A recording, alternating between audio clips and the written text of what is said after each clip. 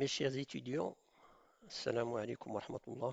J'ai le plaisir de vous retrouver dans cette vidéo qui sera consacrée à l'exercice 2 de la série 3, exercice dans lequel il sera question de traiter de la façon la plus simple possible le deuxième type d'assemblage compact, à savoir l'hexagonal compact.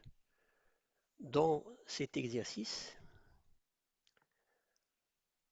on vous dit que le titane pur est un métal qui peut présenter deux structures cristallographiques alpha et bêta différentes.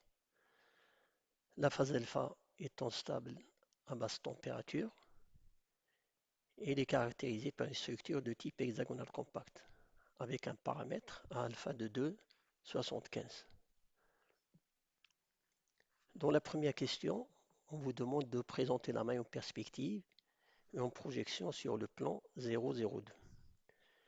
Tout d'abord, avant de traiter cette question, je rappelle que les deux structures alpha et bêta du titane sont appelées variétés allotropiques, on les appelle des variétés allotropiques, alpha étant hexagonale et bêta étant cubique, centré.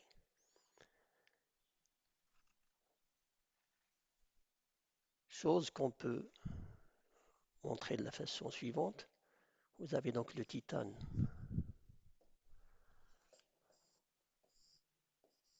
alpha et le titane bêta.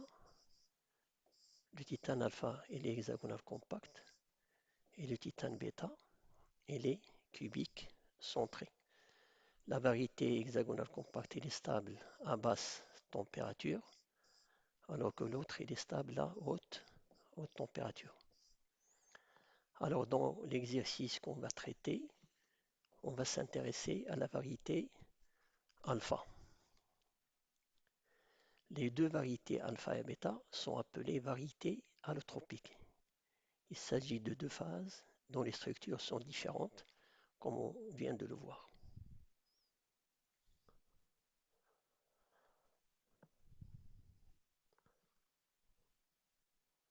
Bon, la représentation de la maille hexagonale en perspective, ainsi que sa projection sur le plan 0,02, est la suivante. Donc vous avez une maille hexagonale. L'hexagonale compacte dérive de quoi? Donc un hexagonal compact dérive d'un assemblage de type comment? A, B, A, B, ainsi de suite. C'est-à-dire vous avez la séquence A, B, A, B. Si je représente la maille, elle aura la forme suivante. Donc j'ai la maille hexagonale.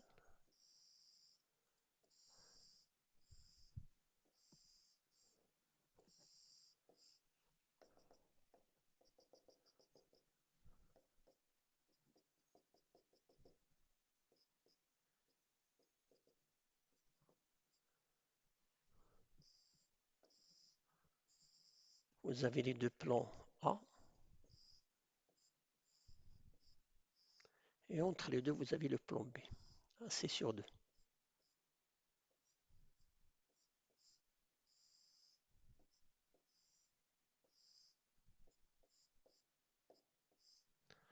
Alors les atomes, ils sont disposés comment?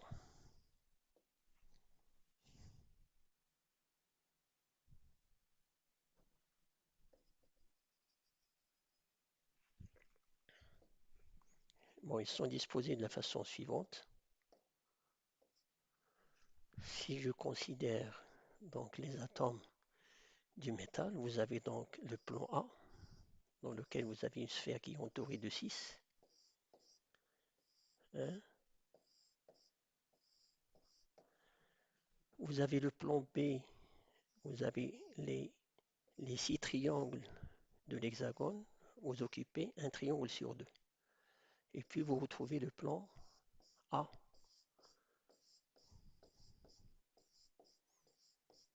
Donc vous avez la séquence A, B, A.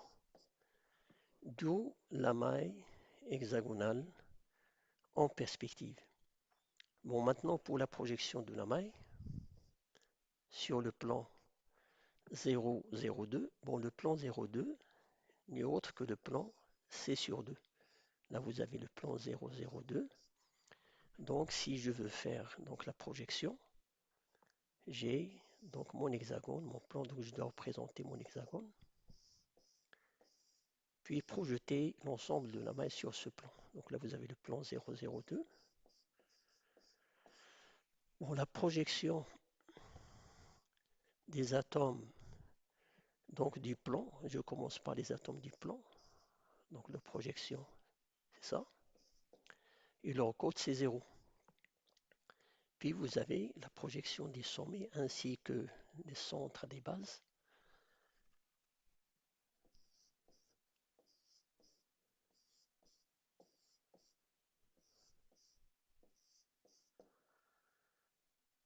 Bien sûr, il faut préciser la cote des atomes. Donc si je considère les trois situés sur le plan, vous avez la cote 0. Donc vous avez 0 partout, 0 pardon, là, pour les trois situés sur le plan. Et vous avez, donc pour ceux situés de part et d'autre, donc vous avez de part et d'autre du plan. Donc vous avez du part et d'autre du plan. Vous avez donc des atomes qui sont situés à plus ou moins un demi de C, bien sûr. Plus ou moins un demi. Plus ou moins un demi. Plus ou moins un demi. Et vous avez celui qui est à l'intérieur. Hein, plus ou moins un demi. D'où la projection de la maille sur le plan 0,02. Donc ce sont des choses qu'on a déjà vues dans l'exercice 1, donc je ne vais pas les reprendre en détail. Maintenant, si on continue à voir la suite, donc vous avez là donc ce que je viens de donner, la projection et la perspective de la maille hexagonale. La maille hexagonale peut être représentée en considérant ce qu'on appelle une pseudomaille. Et la pseudomaille constitue le tiers de la maille hexagonale. Là, vous avez la maille, la pseudomaille, et vous avez la projection de cette pseudomaille dans le plan 0, 0,2. Si je considère une maille hexagonale, vous pouvez facilement constater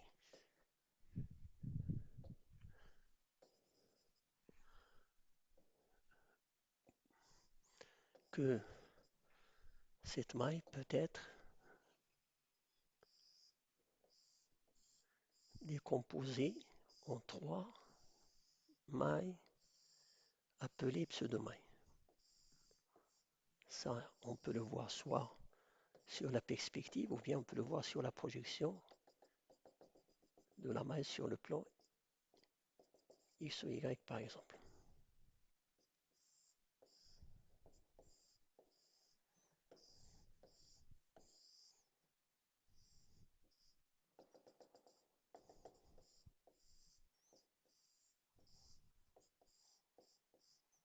Voilà, donc là, si je considère ma maille hexagonale avec les trois atomes du plan B, et là je retrouve le plan A. Dans cette maille, je peux facilement voir que on peut la décomposer en trois pseudo-mailles. Vous avez la première, vous avez deux angles, donc un angle, deux angles de 120, hein, et vous avez deux angles de 60. Là, je vais retrouver la même chose là. Donc là, vous avez une deuxième, même chose, avec deux angles de 120 et un angle et deux angles de 60, Puis vous avez la troisième maille qui est toujours une pseudo-maille qui a les mêmes caractéristiques, c'est-à-dire deux angles de 120 et vous avez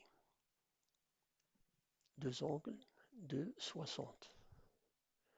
Donc la maille triple, la maille hexagonale qui est dite maille triple, peut être décomposée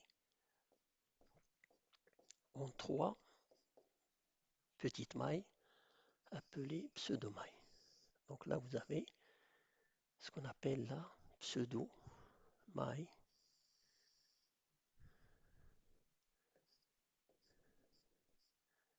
qui constitue donc le tiers de la maille hexagonale.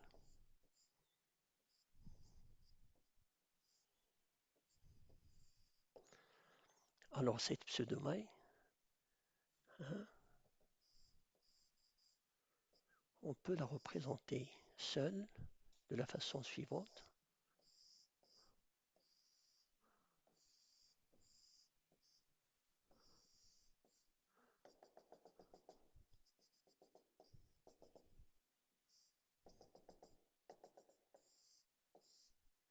Avec les atomes donc au sommet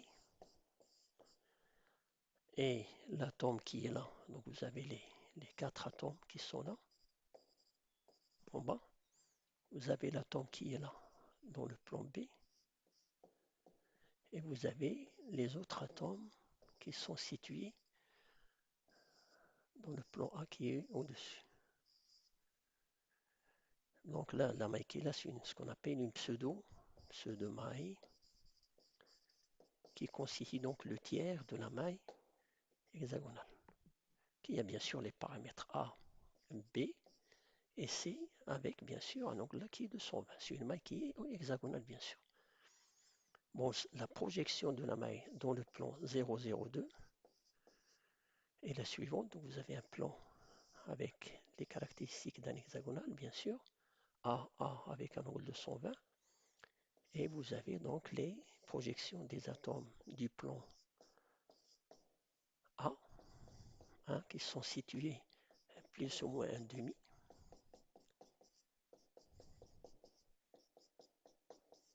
Puis vous avez la projection de cet atome du plan B qui est à 0, qui est à la cote 0. D'où la projection de la pseudo-maille sur le plan 002. Bon, maintenant, si je reviens à la série,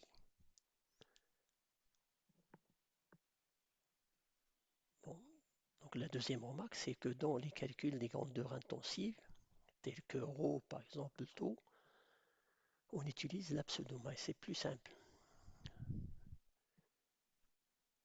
Pour la recherche des éléments de symétrie, au contraire, il est obligatoire d'utiliser la maille hexagonale dite triple, parce que c'est cette maille-là qui reflète bien sûr la symétrie du réseau.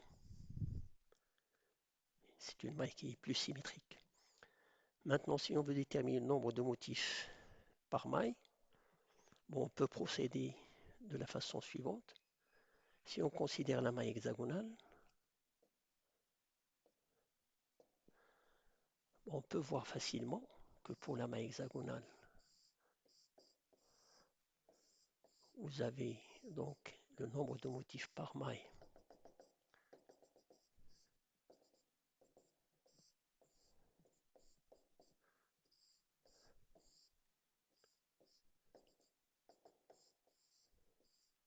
peut être déterminé de la façon suivante. Donc vous avez les sommets, hein, ces sommets-là, ils sont au nombre de 12, donc vous avez le nombre de motifs, c'est n. C'est le nombre de sommets sur combien? Bon, vous avez un sommet et il est commun à combien de mailles? Comme vous voyez là, il est commun à 3 mailles en bas, mais il sera commun également à 3 mailles en haut. Donc c'est n s sur 6, c'est un sixième. Vous avez donc 1, 2, 3 mailles. La première maille, la deuxième maille, 3. Mais il est commun également aux mailles qui sont au-dessus. Donc ça vous fait 6. Donc n s sur 6. L'atome qui est situé au centre de la base, donc vous avez il est commun à 2 mailles. La maille qui est en bas, la maille qui est en haut, même chose pour celui qui est en bas. Donc ça vous fait NB, N base sur 2. puis vous avez les atomes qui sont situés à l'intérieur. Alors ces atomes, ils sont propres à la maille. Donc vous avez n intérieur fois 1. Donc si j'applique ceci donc à ma maille, j'ai n SC12 sur 6 plus 2 sur 2 plus 3 fois 1. Ce qui nous donne donc 2 sur 6, c'est 2, 3, donc ça vous fait 6. Donc on a 6 motifs par maille hexagonale. 6 motifs par maille hexagonale compacte. Maintenant, si je considère la pseudo-maille, mais avant de passer à la pseudo-maille, supposons que vous avez, bon, c'est jamais si vous avez une structure dans laquelle vous avez un atome qui est sur l'arête verticale. Bon, l'arête verticale, comme vous pouvez le voir, il appartient à combien de mailles? Il appartient à 3 mailles, tout simplement. Vous avez la maille en question, donc qui est déjà construite. Vous avez celle-là et celle-là, donc ça vous fait 3, donc ça va être. Donc si vous avez un atome sur l'arête, ça va être Na sur 3. Ok, donc ça c'est la base. Là c'est l'arête. Là c'est l'intérieur, ça c'est les sommets. Donc là si je considère la pseudo-maille, pour la pseudo-maille, on peut raisonner de deux façons. Donc on peut soit considérer, donc pour la maille hexagonale, comme on vient de le voir, vous avez 6, donc 6 motifs. Pour la pseudo-maille, vous avez deux façons pour calculer le nombre de motifs. Vous avez une méthode qui est assez compliquée, qui considère que la pseudo-maille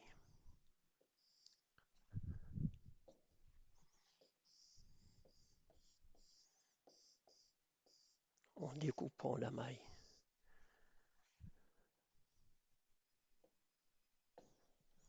Vous avez la pseudo-maille, celle-là. Par exemple, je veux déterminer le nombre de motifs. Vous avez les sommets. Hein, vous avez l'atome qui est là, à l'intérieur, donc qui ne pose pas de problème. Et vous avez donc là les autres mailles à côté. Celle-là, celle-là.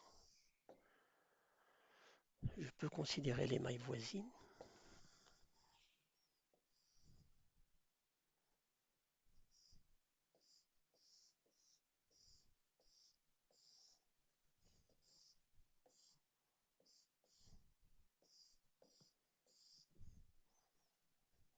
Donc si je considère les mailles voisines, en découpant ces mailles de la même façon, hein, il faut les découper de la même façon. Donc je découpe ces mailles-là de la même manière. Vous avez ça, celle-là aussi, je vais la découper de la même manière, de même que celle-là. Donc si je considère ce sommet-là, c'est la même chose que celui-là. Hein, ce sommet, il appartient à combien de mailles?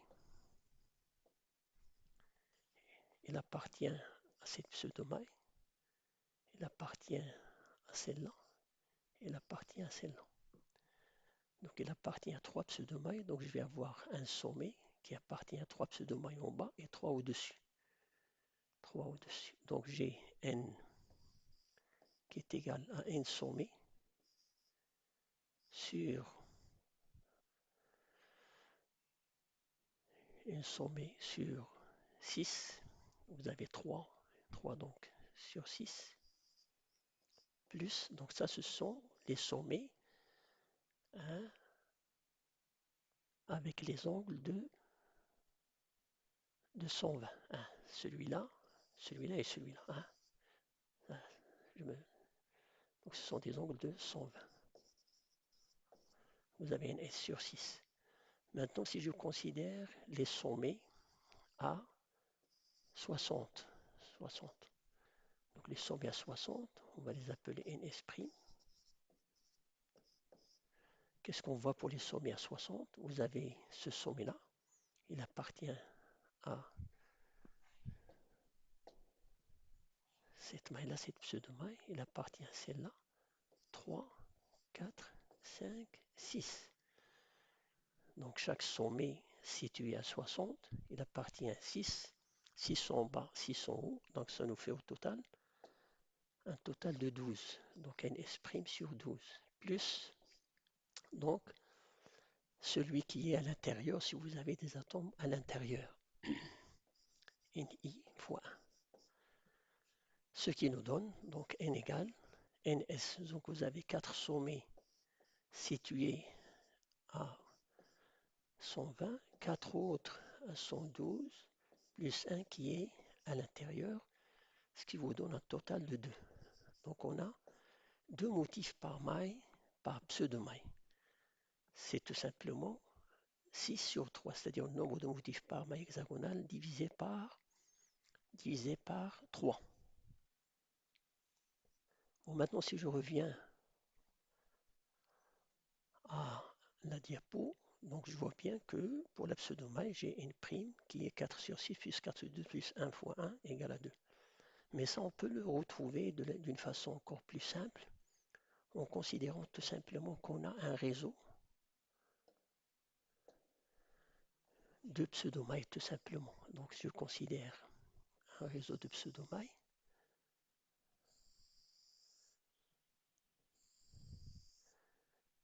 Hein, j'ai là une pseudo-maille, une deuxième pseudo-maille, ainsi de suite. Donc ça, c'est un réseau de pseudo-mailles. Ça, c'est une pseudo-maille.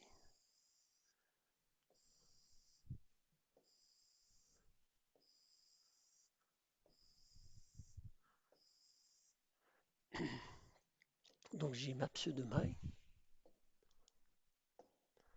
Donc j'ai un réseau de pseudo-mailles avec le paramètre A. Et là, vous avez B. Ça, c'est une pseudo-maille. Vous avez un angle de 120. Et donc j'ai un réseau de pseudo-mailles que je peux construire pour décrire mon réseau hexagonal. Vous avez un B. Je reprends la même chose pour la maille qui est à côté, donc j'ai la même chose, ainsi de suite. Donc pseudo-maille, hein, ainsi de suite, et je continue.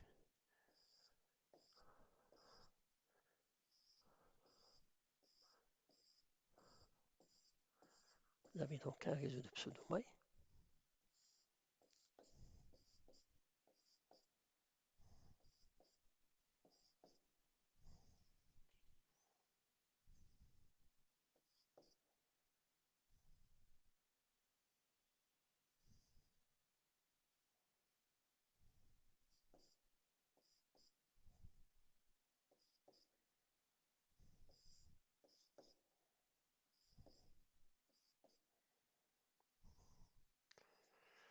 Donc vous avez un réseau de pseudo-mailles.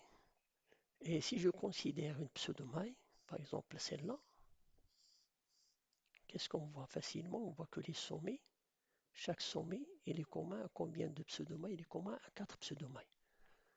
Ça nous rappelle un peu ce qu'on a vu pour les structures cubiques, par exemple. Donc vous avez n'importe quel sommet que vous prenez, vous allez voir que ce sommet, il est commun à combien de mailles? À 4 et 4 au-dessus, donc ça vous fait 8. Donc j'ai 8 sommets, donc n est égal à 8 sur 8. Et vous avez celui qui est au centre, qui est à l'intérieur, pardon, c'est 1 fois 1, donc ça vous fait 2. Donc on retrouve le même résultat en utilisant un raisonnement qui est simple, dans lequel on considère qu'on a un réseau de pseudo-mailles. Et comme on va voir que la pseudo-maille peut générer la maille hexagonale et en même temps il peut générer tout le réseau hexagonal.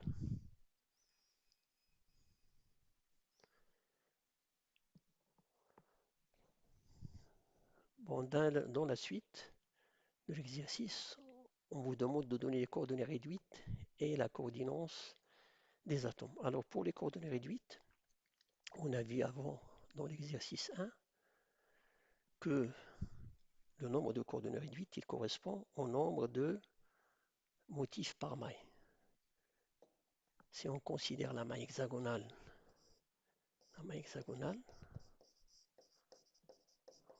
on vient de voir qu'il contient n égale à 6 motifs.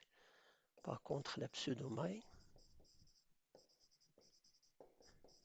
il contient un nombre de motifs égal à 2, qui est 6 sur 3, parce que la pseudo-maille, comme on a dit, constitue le tiers de la maille hexagonale. Maintenant, pour décrire l'hexagonale compacte, est-ce qu'on va donner 6 coordonnées ou bien 2 coordonnées? Bon, si on s'amuse à donner les coordonnées de la maille hexagonale, les coordonnées cartésiennes, on peut facilement voir, parce que là, vous voyez bien que ce réseau-là, qu'on a déjà construit pour la pseudo-maille, il peut générer des mailles hexagonales. Donc le réseau hexagonal compact avec la triple maille. Donc vous avez un réseau de mailles hexagonales qui sont juxtaposées les unes à côté des autres, sans laisser de vide bien sûr.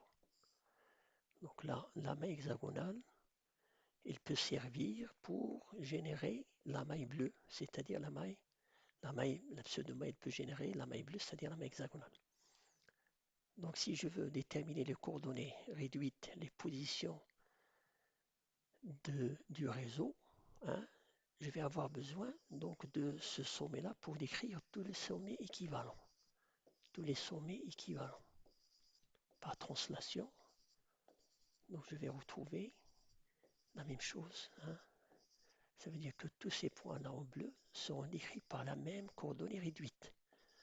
Donc j'ai besoin d'une coordonnée réduite déjà pour décrire tous ces points-là. Bon, donc la première coordonnée, elle permet d'écrire tous les sommets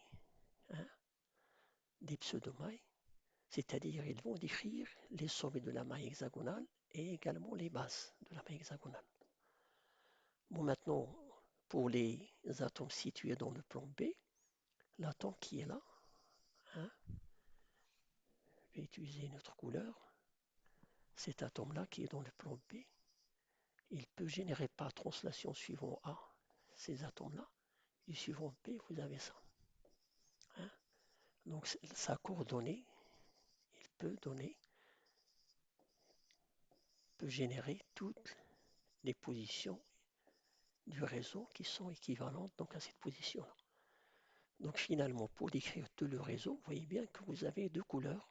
Vous avez la couleur bleue pour les sommets et la base de la maille hexagonale, et vous avez le jaune pour décrire tous les points situés dans le plan B.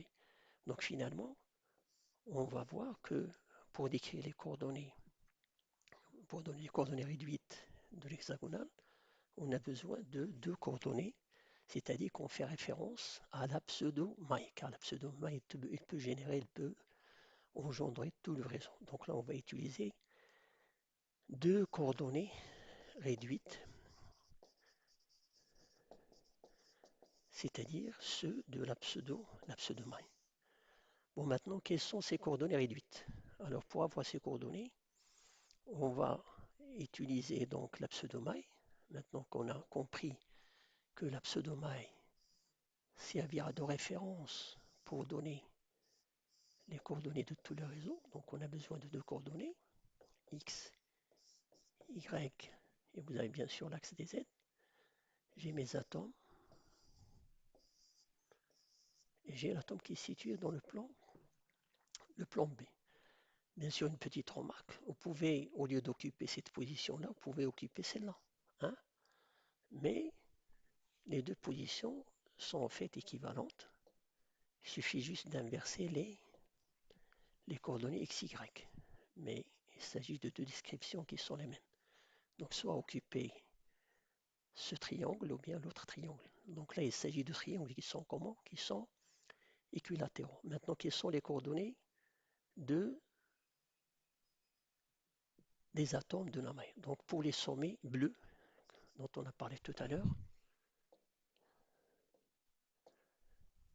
vous avez donc ces sommets qui ont la même coordonnée réduite. C'est celle de l'atome qui est là à l'origine, c'est-à-dire vous allez voir la coordonnée 0 pour x, 0 pour y, et vous avez 0 pour Z. Hein? D'accord? Vous avez la maille, pseudo-maille. Je vais reprendre la pseudo-maille rapidement.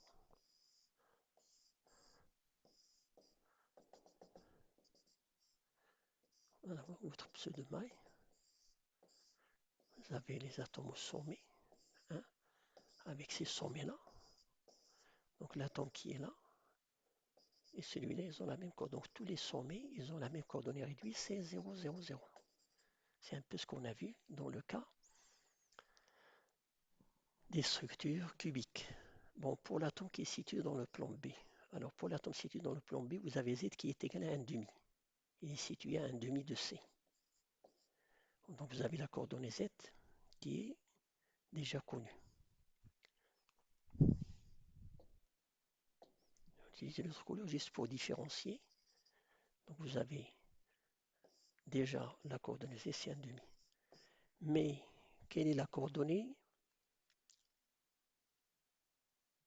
X, Y? Il nous reste à déterminer X, Y. Alors pour déterminer X, Y, on va utiliser la formule du centre de gravité, c'est-à-dire du barycentre. L'atome qui est là, il est situé au centre de gravité du triangle, de ce triangle-là équilatéral. Bon, on peut déterminer les coordonnées x, y à partir de la formule générale qui vous donne xg est égal à la somme des xi sur le nombre de particules. C'est-à-dire on considère un système formé de 3 particules, hein, et on essaie de trouver le centre de gravité de ce système. C'est un système, vous avez un triangle, et vous voulez déterminer le centre de gravité. Il suffit de construire les médianes en partant de chaque sommet. Et bien sûr, le centre de gravité, c'est ça. Donc, quelles sont les coordonnées de ce centre? Hein, c'est ce qu'on est en train de voir. Donc, il s'agit de déterminer le centre de gravité d'un système formé de 3 particules avec les coordonnées.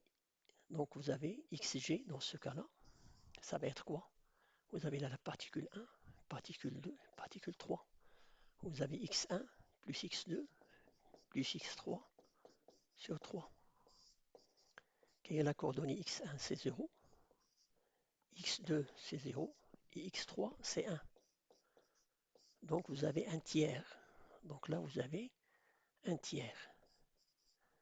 Si on fait la même chose pour y, alors pour y, vous avez yg, c'est-à-dire yg, c'est le somme des, donc y1 plus y2 plus y3, 2 plus y3, somme des yi sur n sur 3. y1 est égal à 0. y2 est égal à 1. y3 est égal à 1 sur 3. Donc ça vous fait 2 tiers. Donc vous avez là 2 tiers. Donc les coordonnées du centre de gravité d'un triangle équilatéral, vous avez dans ce cas-là, vous avez x est égal à 1 tiers, y égale 2 tiers.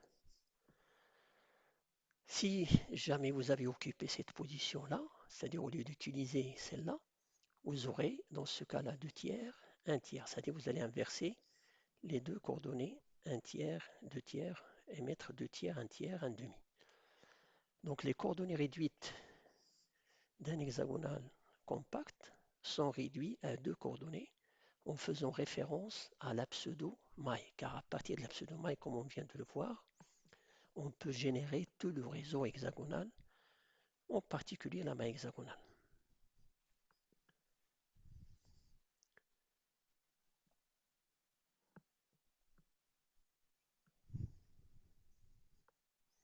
Donc vous avez les sommets et vous avez les atomes du plan B, 1 tiers, 2 tiers, 1 demi. Bon, maintenant pour la coordinance. Pour la coordinance, c'est très simple. Il faut se rappeler que l'hexagonal compact,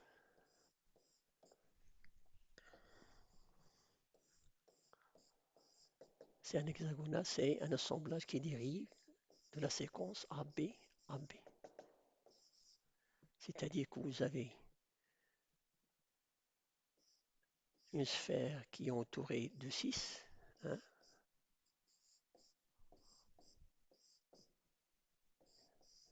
qui forme un hexagone.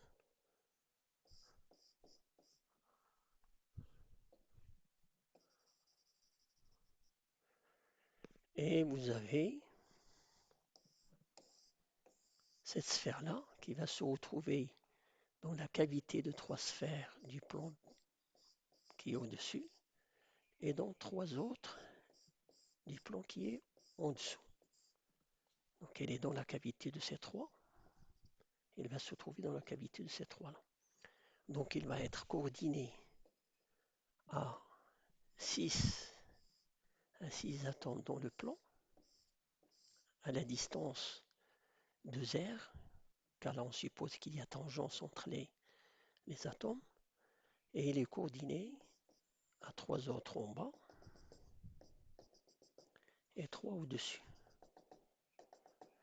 D'où un total de 12, c'est-à-dire que vous avez un indice de coordination qui est égal à 12, situé à la distance D égale 2 fois le rayon. Bon, pourquoi 2 fois le rayon? Parce que si je considère l'hexagone qui est en bas, vous avez en fait ça. Donc le plan, vous avez les atomes qui sont disposés de cette manière-là, selon un assemblage qui est compact. Et vous avez ça. Donc un atome qui est entouré de 6. Hein. Donc si je considère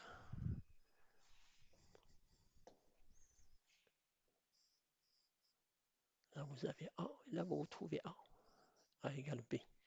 Vous voyez bien que dans tous les cas, vous avez A qui est égal à 2R. Donc la distance, et la distance qui est là, c'est toujours 2R. Là, c'est 2R. 2R. Donc partout, vous avez la même distance, 2R. Hein. Retenez bien ça. Donc vous avez les triangles, les 6 triangles en rouge que vous avez à l'intérieur sont équilatéraux et ont pour côté A égale 2R dans tous les cas. Donc la distance est égale à 2R.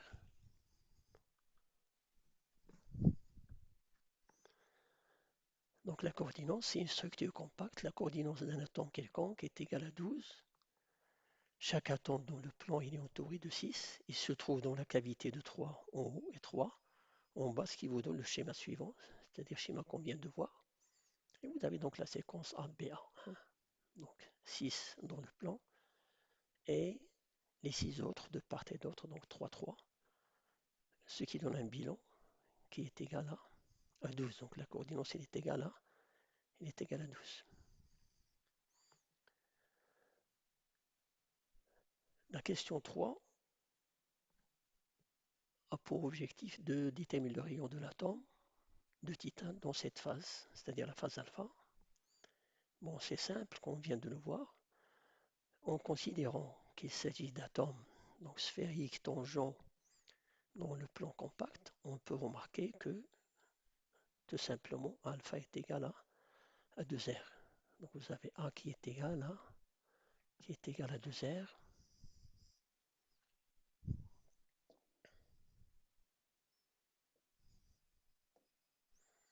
Vous avez donc A, B, donc A est égal à B. On voit bien que vous avez R dans tous les cas. R, donc A est égal à 2R. Et bien sûr, vous retrouvez la même chose là.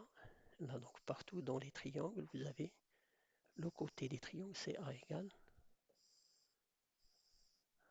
à 2R. Donc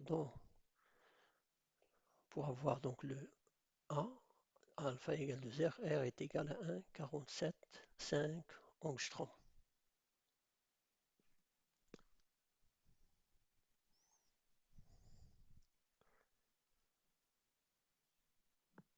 Maintenant, pour calculer le paramètre C alpha, connaissant la densité du métal, il faut faire appel à la formule qu'on a déjà vue, c'est-à-dire la formule qui vous donne la masse volumique. Donc vous avez la masse volumique ρ,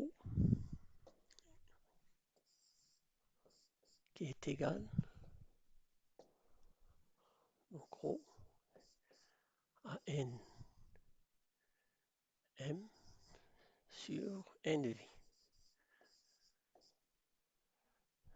Bien sûr, pour faire le calcul, on peut utiliser la pseudo-maille, c'est plus simple. Vous avez un nombre de motifs qui est égal à 2, vous avez la masse du titane, vous avez le nombre d'Avogadro et vous avez le volume. Donc le volume de la maille, de la pseudo-maille,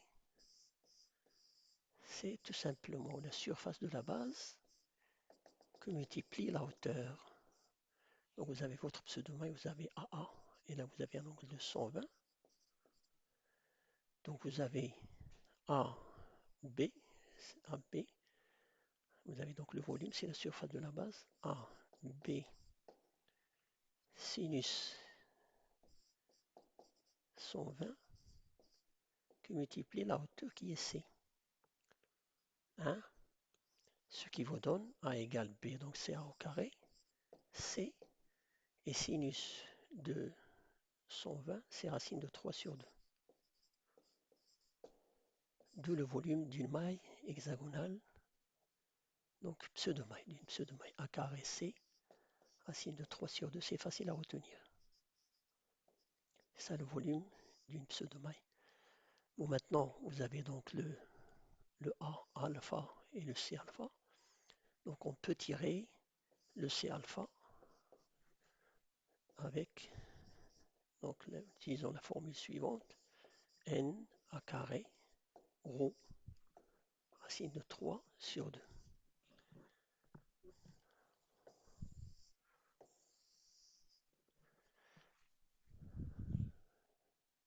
Chose qu'on peut voir facilement sur la diapo suivante. Donc la masse volumique ρ est égal à Nm sur Nv, ce qui donne donc ce qu'on vient d'écrire.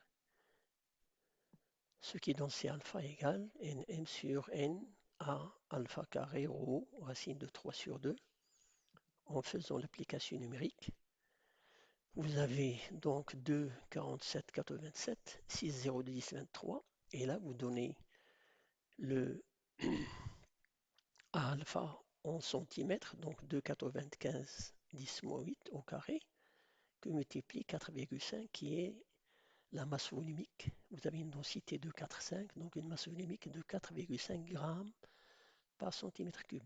Donc vous vérifiez bien que l'homogénéité de la formule et que la dimension que vous allez trouver, c'est une dimension qui est en centimètres, donc le C alpha c'est 4,69 10-8 cm, c'est-à-dire 4,689 angstrom. Donc il faut toujours faire attention à l'utilisation des unités.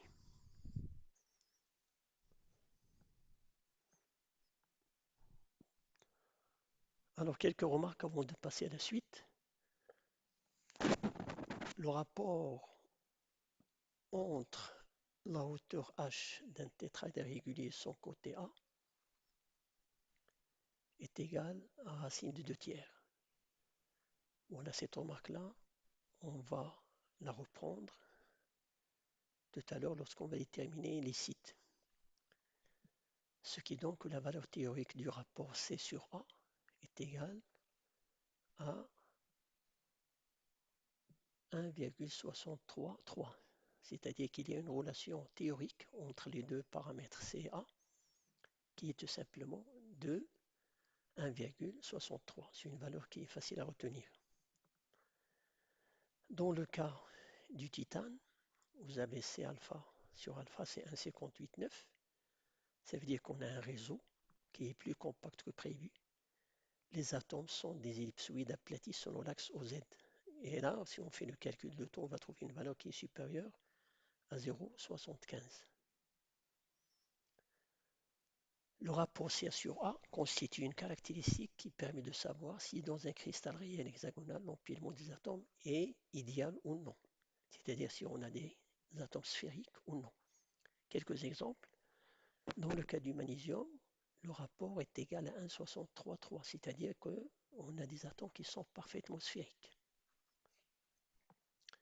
Dans le cas du zinc, le rapport C sur A il est de 1,86, donc il est supérieur à 1,63,3.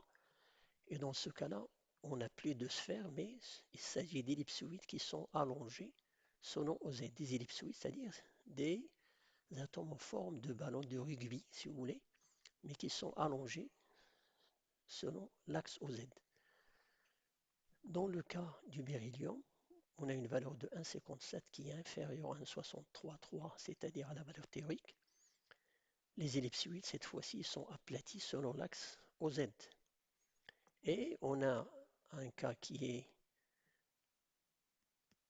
loin d'être compact, c'est le carbone, dans lequel le rapport C sur A est égal à 4,09, donc très supérieur à 1,63,3, et par conséquent, l'empilement, il est non compact.